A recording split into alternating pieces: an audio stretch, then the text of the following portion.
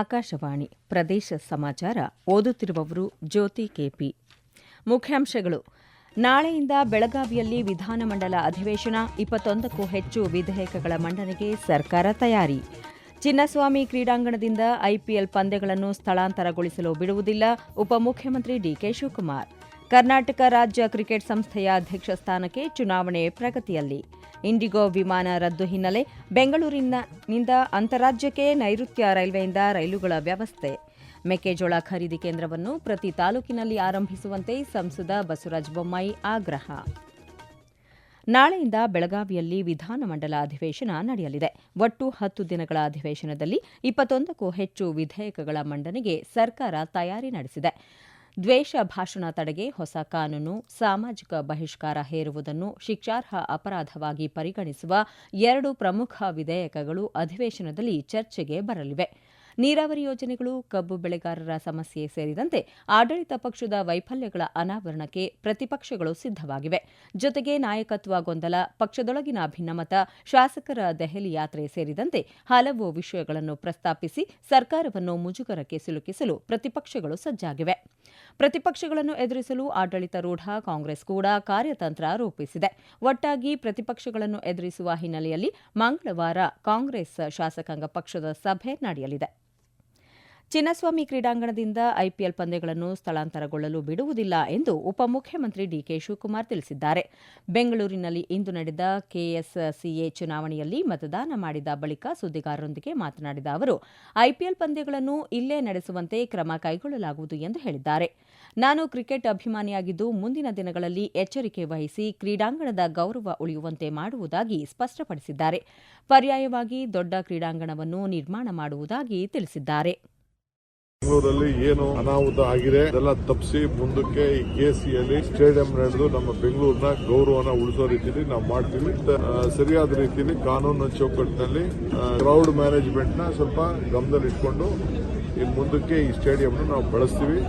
ಇದ್ರ ಜೊತೆಗೆ alternative stadium ಕೂಡ ದೊಡ್ಡ ಸ್ಟೇಡಿಯಂ ಮಾಡ್ತೀವಿ. ಮುಂದಕ್ಕೆ ನಾವು ಯಾವ ಐಪಿಎಲ್ ಶಿಫ್ಟ್ ಆಗ್ಬಿಡಲ್ಲ, ಇಲ್ಲೇ ನಡೆಸಿಸ್ತೀವಿ. ಇದು ಕರ್ನಾಟಕ ರಾಜ್ಯದ ಬೆಂಗಳೂರಿನ ಗೌರವ. ಕರ್ನಾಟಕ ರಾಜ್ಯ ಕ್ರಿಕೆಟ್ ಸಂಸ್ಥೆ 88ನೇ ವಾರ್ಷಿಕ ಸರ್ವ ಸದಸ್ಯರ ಸಭೆ ಮತ್ತು ಚುನಾವಣೆ ಪ್ರಕ್ರಿಯೆ ಆರಂಭಗೊಂಡಿದೆ. ರಾತ್ರಿ 7ರವರೆಗೆ ಚುನಾವಣೆ ಪ್ರಕ್ರಿಯೆ ನಡೆಯಲಿದೆ.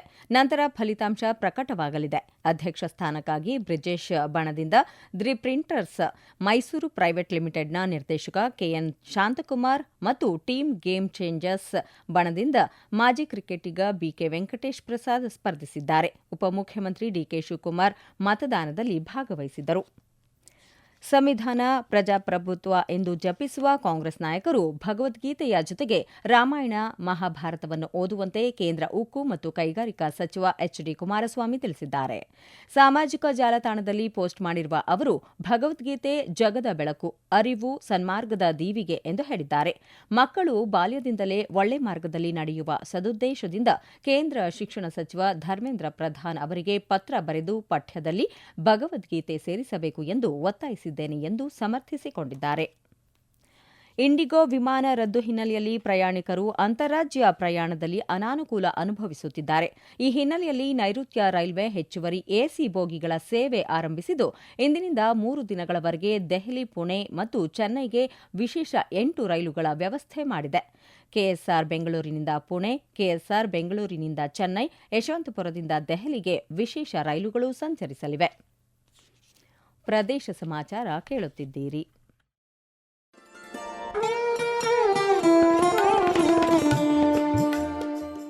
ಆಕಾಶವಾಣಿ ಸುದ್ದಿ ವಿಭಾಗದಿಂದ ಪ್ರದೇಶ ಸಮಾಚಾರವನ್ನು ಪ್ರತಿದಿನ ಬೆಳಿಗ್ಗೆ 7:05, ಮಧ್ಯಾಹ್ನ 12 ಮತ್ತು 2:30 ಹಾಗೂ ಸಂಜೆ 6:40ಕ್ಕೆ.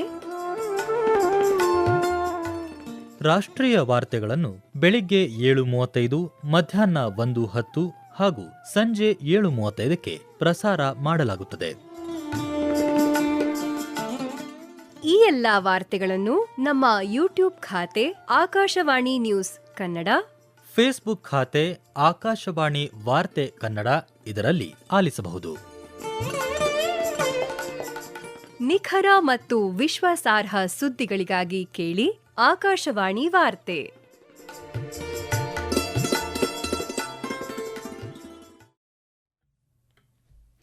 ಮೆಕ್ಕೆಜೋಳ ಖರೀದಿ ಕೇಂದ್ರವನ್ನು ಪ್ರತಿ ತಾಲೂಕಿನಲ್ಲಿ ಆರಂಭಿಸುವಂತೆ ಹಾಗೂ ಹೆಚ್ಚುವರಿ ಬೆಂಬಲ ಬೆಲೆ ನೀಡಿ ರೈತರಿಂದ ಖರೀದಿಸಬೇಕು ಎಂದು ಸಂಸದ ಬಸವರಾಜ ಬೊಮ್ಮಾಯಿ ಸರ್ಕಾರವನ್ನು ಒತ್ತಾಯಿಸಿದ್ದಾರೆ. ಶಿರಸಿಯಲ್ಲಿ ಸುದ್ದಿಗಾರರೊಂದಿಗೆ ಮಾತನಾಡಿದ ಅವರು, ಮೆಕ್ಕೆಜೋಳವನ್ನು ಬೆಂಬಲ ಬೆಲೆ ಯೋಜನೆಯಡಿ ಸರ್ಕಾರ ಖರೀದಿಸುವುದಾಗಿ ಘೋಷಿಸಿದೆ. ಆದರೂ ಬೆಂಬಲ ಬೆಲೆ ಮೊತ್ತ ಕಡಿಮೆಯಾಗಿದ್ದು ಹೆಚ್ಚುವರಿ ದರಕ್ಕಾಗಿ ರೈತರು ಹೋರಾಟ ನಡೆಸಿದ್ದಾರೆ ಎಂದು ಹೇಳಿದ್ದಾರೆ. ಕಳೆದ ವರ್ಷ ರಾಜ್ಯದಲ್ಲಿ 15 ಲಕ್ಷ ಹೆಕ್ಟೇರ್ ಪ್ರದೇಶದಲ್ಲಿ 54 ಲಕ್ಷ ಟನ್ ಮೆಕ್ಕೆಜೋಳ ಬೆಳೆಯಲಾಗಿತ್ತು. ಈ ವರ್ಷ 17 ಲಕ್ಷ ಹೆಕ್ಟೇರ್ ಪ್ರದೇಶದಲ್ಲಿ 54 ಲಕ್ಷ ಮೆಟ್ರಿಕ್ ಟನ್ ಬೆಳೆಯಲಾಗಿದೆ. 2 ಲಕ್ಷ ಮೆಟ್ರಿಕ್ ಟನ್ನಷ್ಟು ನಷ್ಟ ಆಗಿದೆ. ಇಂತಹ ಸಂದರ್ಭದಲ್ಲಿ ರೈತರ ನೆರವಿಗೆ ರಾಜ್ಯ ಸರ್ಕಾರ ಧಾವಿಸಬೇಕು ಎಂದು ತಿಳಿಸಿದ್ದಾರೆ. ವಿಜಯಪುರ ಜಿಲ್ಲಾಡಳಿತ, ಜಿಲ್ಲಾ ಪಂಚಾಯತ್ ಅರಣ್ಯ ಇಲಾಖೆ, ಪ್ರವಾಸೋದ್ಯಮ ಇಲಾಖೆ ಹಾಗೂ ವೃಕ್ಷ ಅಭಿಯಾನ ಪ್ರತಿಷ್ಠಾನದ ಸಹಯೋಗದಲ್ಲಿ ವೃಕ್ಷಥಾನ್ ಪಾರಂಪರಿಕ ರನ್ ಕಾರ್ಯಕ್ರಮ ನಡೆಯಿತು. ಕಾರ್ಯಕ್ರಮವನ್ನು ಬೃಹತ್ ಮಧ್ಯಮ ಕೈಗಾರಿಕೆ ಹಾಗೂ ಮೂಲಸೌಕರ್ಯ ಅಭಿವೃದ್ಧಿ ಖಾತೆ ಹಾಗೂ ವಿಜಯಪುರ ಜಿಲ್ಲಾ ಉಸ್ತುವಾರಿ ಸಚಿವ ಎಂಬಿ ಪಾಟೀಲ್ ಉದ್ಘಾಟಿಸಿದರು. 21 ಕಿಲೋಮೀಟರ್, 10 ಕಿಲೋಮೀಟರ್, 5 ಕಿಲೋಮೀಟರ್ ಸೇರಿದಂತೆ ವಿವಿಧ ಓಟಗಳಲ್ಲಿ 20,000ಕ್ಕೂ ಅಧಿಕ ಮಂದಿ ಉತ್ಸಾಹದಿಂದ ಪಾಲ್ಗೊಂಡಿದ್ದರು. 3 ವಿಭಾಗಗಳಲ್ಲಿ ವಿಜೇತರಾದವರಿಗೆ ಸಚಿವ ಎಂಬಿ ಪಾಟೀಲ್ ಬಹುಮಾನ ಹಾಗೂ ಪ್ರಮಾಣವಚನ ವಿತರಿಸಿದರು. ಮಡಿಕೇರಿಯಲ್ಲಿಂದು ಸಶಸ್ತ್ರ ಪಡೆಗಳ ಧ್ವಜ ದಿನಾಚರಣೆಯನ್ನು ಆಯೋಜಿಸಲಾಗಿತ್ತು. ಮಡಿಕೇರಿಯ ಜನರಲ್ ತಿಮ್ಮಯ್ಯ ಸ್ಮಾರಕ ಭವನದಲ್ಲಿರುವ ಅಮರ್ ಜವಾನ್ ಸ್ಮಾರಕಕ್ಕೆ ಪುಷ್ಪ ನಮನ ಸಲ್ಲಿಸಿದ ಮಾಜಿ ಯೋಧರು, ಅಧಿಕಾರಿಗಳು ಭಾರತೀಯ ಯೋಧರ ತ್ಯಾಗ, ಬಲಿದಾನ ಸ್ಮರಿಸಿದರು. ಈ ಸಂದರ್ಭದಲ್ಲಿ ಮಾತನಾಡಿದ ನಿವೃತ್ತ ಮೇಜರ್ ಜನರಲ್ ಕೆಸಿ ಕಾರ್ಯಪ್ಪ, 1949ರಿಂದ ಪ್ರತಿ ವರ್ಷವೂ ಡಿಸೆಂಬರ್ 7ರಂದು ಸಶಸ್ತ್ರ ಪಡೆಗಳ ಧ್ವಜ ದಿನಾಚರಣೆಯನ್ನು ಆಯೋಜಿಸುತ್ತಾ ಬರಲಾಗುತ್ತಿದೆ. ಈ ದಿನದಂದು ಭಾರತೀಯ ಸೇನೆ, ವಾಯು ಹಾಗೂ ನೌಕಾಪಡೆಗಳ ಯೋಧರನ್ನು ಸ್ಮರಿಸುವ ಮೂಲಕ ಅವರ ಕರ್ತವ್ಯಕ್ಕೆ ಗೌರವ ನೀಡಲಾಗುತ್ತದೆ ಎಂದು ಹೇಳಿದರು. ಕೊಡಗಿನಿಂದ ಇತ್ತೀಚಿನ ವರ್ಷಗಳಲ್ಲಿ ಭಾರತೀಯ ಸೇನೆ ಸೇರಲು ಯುವ ಪೀಳಿಗೆ ಹೆಚ್ಚಿನ ಆಸಕ್ತಿ ವಹಿಸುತ್ತಿಲ್ಲ ಎಂದು ಅವರು ವಿಷಾದ ವ್ಯಕ್ತಪಡಿಸಿದರು. ಯುವ ಪೀಳಿಗೆ ಹೆಚ್ಚಿನ ಸಂಖ್ಯೆಯಲ್ಲಿ ಸೇನೆಗೆ ಸೇರಿ ದೇಶ ಸೇವೆಗೆ ಮುಂದಾಗುವಂತೆಯೂ ಕರೆ ನೀಡಿದರು. ಕಾರ್ಯಕ್ರಮದಲ್ಲಿ ಕೊಡಗು ಜಿಲ್ಲಾ ಪೊಲೀಸ್ ತುಕಡಿಯಿಂದ 3 ಸುತ್ತು ಕುಶಲ ತೋಪುಗಳನ್ನು ಹಾರಿಸಿ ಯೋಧರಿಗೆ ಗೌರವ ಸಲ್ಲಿಸಲಾಯಿತು. ಗಂಭೀರ ಬಿಕ್ಕಟ್ಟಿನಲ್ಲಿ ಸಿಲುಕಿರುವ ಕರ್ನಾಟಕದ ಸಾರ್ವಜನಿಕ ವಿಶ್ವವಿದ್ಯಾಲಯಗಳ ಪುನಶ್ಚೇತನಕ್ಕೆ ಸರ್ಕಾರ ತುರ್ತು ಗಮನ ಹರಿಸಬೇಕು ಎಂದು ವಿಧಾನ ಪರಿಷತ್ ಸದಸ್ಯ ಶಿವಕುಮಾರ್ ಕೆ ಆಗ್ರಹಿಸಿದ್ದಾರೆ. ಡಾ ಮನಮೋಹನ್ ಸಿಂಗ್ ಬೆಂಗಳೂರು ನಗರ ವಿಶ್ವವಿದ್ಯಾನಿಲಯದ ಡಾ ಬಿಆರ್ ಅಂಬೇಡ್ಕರ್ ಅಧ್ಯಯನ ಕೇಂದ್ರದ ವತಿಯಿಂದ ಏರ್ಪಡಿಸಲಾಗಿದ್ದ 69ನೇ ಮಹಾಪರಿನಿರ್ವಾಣ ದಿನಾಚರಣೆ ಕಾರ್ಯಕ್ರಮ ಉದ್ಘಾಟಿಸಿ ಮಾತನಾಡಿದ ಅವರು, ಖಾಯಂ ಬೋಧಕ ಬೋಧಕೇತರ ಸಿಬ್ಬಂದಿಯ ಭಾರೀ ಕೊರತೆಯಿಂದಾಗಿ ಸಾರ್ವಜನಿಕ ವಿಶ್ವವಿದ್ಯಾಲಯಗಳ ಭವಿಷ್ಯ ಮಸುಕಾಗುತ್ತಿದೆ ಎಂದು ಆತಂಕ ವ್ಯಕ್ತಪಡಿಸಿದ್ದಾರೆ. ರಾಜ್ಯದ ವಿವಿಧೆಡೆ ಇಂದು ಕರ್ನಾಟಕ ಶಿಕ್ಷಕರ ಅರ್ಹತಾ ಪರೀಕ್ಷೆ 2025 ನಡೆಯುತ್ತಿದೆ. ಬೆಂಗಳೂರು ಗ್ರಾಮಾಂತರ ಜಿಲ್ಲೆಯ 6 ಕೇಂದ್ರಗಳಲ್ಲಿ ಪರೀಕ್ಷೆ ಸುಗಮವಾಗಿ ನಡೆಯುತ್ತಿದೆ. ಈ ಪರೀಕ್ಷೆಯು 2 ಪತ್ರಿಕೆಗಳನ್ನು ಹೊಂದಿದ್ದು, ಮೊದಲ ಪತ್ರಿಕೆಯು ಬೆಳಗ್ಗೆ 9:30ರಿಂದ 12 ಗಂಟೆಯವರೆಗೆ ನಡೆಯಿತು. ಎರಡನೇ ಪತ್ರಿಕೆಯು ಮಧ್ಯಾಹ್ನ 2ರಿಂದ ಸಂಜೆ 4:30ರವರೆಗೆ 4 ಕೇಂದ್ರಗಳಲ್ಲಿ ನಡೆಯುತ್ತಿದೆ. ಇದೇ 12ರಿಂದ ಚಿಕ್ಕಬಳ್ಳಾಪುರ ಜಿಲ್ಲೆಯಾದ್ಯಂತ ದ್ವಿಚಕ್ರ ವಾಹನ ಸವಾರರಿಗೆ ಹೆಲ್ಮೆಟ್ ಕಡ್ಡಾಯಗೊಳಿಸಲಾಗಿದೆ. ದ್ವಿಚಕ್ರ ವಾಹನ ಸವಾರರು ವಾಹನ ಚಲಾಯಿಸುವ ವೇಳೆ ಕಡ್ಡಾಯವಾಗಿ ಹೆಲ್ಮೆಟ್ ಧರಿಸುವ ಮೂಲಕ ದಂಡಾಸ್ತ್ರದಿಂದ ಪಾರಾಗಬೇಕು ಎಂದು ಜಿಲ್ಲಾ ಪೊಲೀಸ್ ವರಿಷ್ಠಾಧಿಕಾರಿ ಕುಶಲ್ ಚೌಕ್ಸೆ ತಿಳಿಸಿದ್ದಾರೆ. ಕೊನೆಯಲ್ಲಿ ಮತ್ತೊಮ್ಮೆ ಮುಖ್ಯಾಂಶಗಳು. ನಾಳೆಯಿಂದ ಬೆಳಗಾವಿಯಲ್ಲಿ ವಿಧಾನಮಂಡಲ ಅಧಿವೇಶನ, 21ಕ್ಕೂ ಹೆಚ್ಚು ವಿಧೇಯಕಗಳ ಮಂಡನೆಗೆ ಸರ್ಕಾರ ತಯಾರಿ.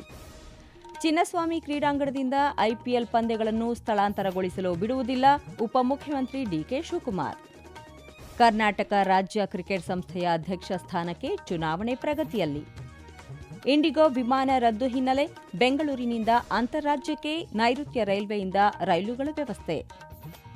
ಮೆಕ್ಕೆಜೋಳ ಖರೀದಿ ಕೇಂದ್ರವನ್ನು ಪ್ರತಿ ತಾಲೂಕಿನಲ್ಲಿ ಆರಂಭಿಸುವಂತೆ ಸಂಸದ ಬಸವರಾಜ ಬೊಮ್ಮಾಯಿ ಆಗ್ರಹ. ಇಲ್ಲಿಗೆ ಪ್ರದೇಶ ಸಮಾಚಾರ ಮುಗಿಯಿತು. ನಮ್ಮ ಮುಂದಿನ ಪ್ರದೇಶ ಸಮಾಚಾರ ಸಂಜೆ 6:40 ನಿಮಿಷಕ್ಕೆ.